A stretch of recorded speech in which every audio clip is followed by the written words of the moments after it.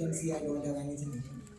I didn't get much chance to prepare for my speech, but I will try my best.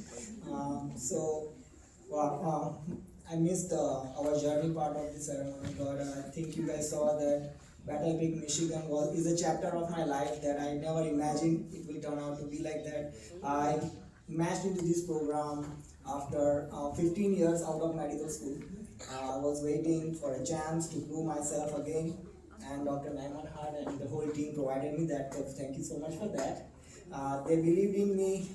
They saw the doctor in me, which I always believed that I would be. And then soon after I matched into the program, I met my lovely wife who is here to support me. And like I want to say, like our program started with arrival of Dr. Okori's wonderful son, Christopher.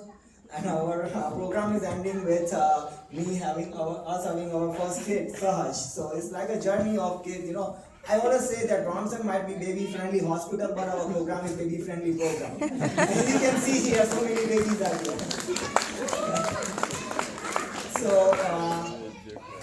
So the journey started in Battle Creek, and my colleagues have mentioned every single name that I can think of too. So thank you them for the support. We are graduating here today. I know it sounds like this ceremony is more about us, but to be very honest, these celebration for every single one's input here. Like they have provided support to us, even if you are not actively involved in the healthcare, but even if you are a family of a healthcare person, you are as much involved mentally and emotionally as the person who is working there. So thank you so much to everyone. Everyone has mentioned in thanks for almost every name, but I would like to thank the people of Battle Creek as well. They have opened their heart to us. I'm immigrant, and I came to Battle Creek, never had put my foot in this city, but the town accepted me. They accepted my family. My wife absolutely loves Battle Creek. I'm still surprised how come, because it's a good city, but still so I take the credit. I made sure that she loved the transition from coming from India to here. And more importantly, the people in Battle Creek gave me opportunity to treat them. It's very scary. Like someone taking my healthcare decision from their own hand, I wouldn't trust most of the people, no matter what their degree is. But Battle Creek's people allowed me to treat them, and that's a part of the teaching that I was kind of waiting for so long. So thank you, Battle Creek people, and you are the part of my life now. We learn a lot of things here. We study medicine from books a lot of time. We study medicine from other people practicing it. But when we see actually people doing it, we learn something different. I would like to mention about an incident. I was an intern working in my inpatient rotation, and I was rounding by myself with an attending. That was something we usually don't do, because we always have a senior with us doing rounding. But I was, for some reason, I was the only one rounding with that attending. And we entered a patient's room. The patient is a kind of elderly person. He needed some help with some bedding, and he needed some water.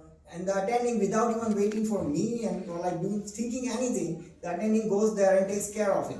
Now, most of my attending, I have seen them doing this, especially Dr. Naiman Hart, but what was different is that I asked that attending, you are this big doctor, and how do you feel like doing this? And I want to be like this. But the answer that attending gave me changed my perspective of how I should practice medicine. I can at most think that, I can think like my father is standing there, I should be treating them. But the attending mentioned that I can be on that bed, and if I can help them, maybe someone will help me. And that gave me an idea that I should make sure that whenever I'm treating a patient, I can be going through the same thing. Am I giving the same kind of treatment to that person that I would be expecting from that doctor? So that changed the way I would be practicing. And that attending was our keynote speaker, Dr. Gasham, which might be, hi Dr. Gasham, it was you. But you changed my perspective of medicine that day. Thank you very much. So you learn this little stuff from the attendings. Medicine can be taught from books or anywhere, but the art of medicine is something that you really learn during your residency here. It's like residency is like high pressure, high temperature. You are basically in an oven, like we are being cooked. So to say, we work long hours, there is a lot of pressure. I'm sure all the attendees can remember their residency days too, but that's how we become a final product that can be so wonderful to eat, or like a fully finished product. So that's how I take it, and everyone has played a great role in my journey so far. They have bared with my bad dad jokes, and they have supported me. I may not make, most of the time, it doesn't even make sense to me, to be very honest, whatever I'm speaking. But I just have to say something so that, the mood lightens up. I cannot remain in an environment which is tense, because I believe that sometimes we make the environment unnecessarily too stressful, which is not necessary. Life can be smooth going. Or I would say in my own country's language, life can be sahaj, like the name of a kid. So that's the thing. Special thanks to Dr. Munji. When I was rotating with you in the pediatric, rotation, I never expected that I would be a patient there. But so the same thing happened when Dr. Gasham was saying that my child can be there too, and my child was there 2 days ago. So the life comes to full circle. And Dr. Siddiqui, thank you so much for taking such a wonderful care, with my baby and my boy. And I was there. It would have been a great different way. It would have gone a different way unless it was someone else. So thank you so much. All right.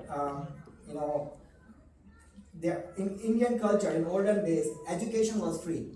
Like, you don't pay to get knowledge. That's how it was. Like, there was no education. You just gain knowledge. And so that means that you don't have to give your mentors anything back, monetarily wise. You just have to make sure that you have feel gratitude towards them.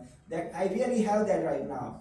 But one thing that I can remember is that I was in the school, and one of the teacher, I don't know about here, but in India, if someone feels proud, especially men, they do like this, So if let's say that my father, who is very proud of me right now, is watching on Zoom. Hi, Dad. So he would be doing like this, yeah, my son became doctor in the United States, so much honor. So unfortunately, women don't wear any kind of shirts most of the time. But there was a teacher in my class who said that I wear sari, traditional Indian dress, but whenever we see you go out, I would like to do like this, like my students made me proud. So that kind of commitment I want to give to my teachers here and all the healthcare professionals who have groomed me here, that whenever I will go, oh, by the way, I didn't mention where I'm going, right? I'm going to Wisconsin Racing. I'm doing outpatient medicine there.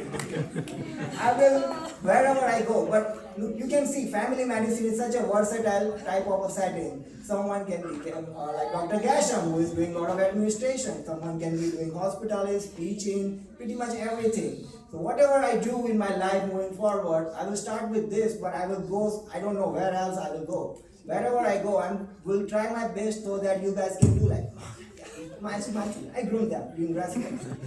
That's my promise. I can give you that. And I don't have anything else. Oh, one last thing that I have to mention. Without that, I would have been very dry.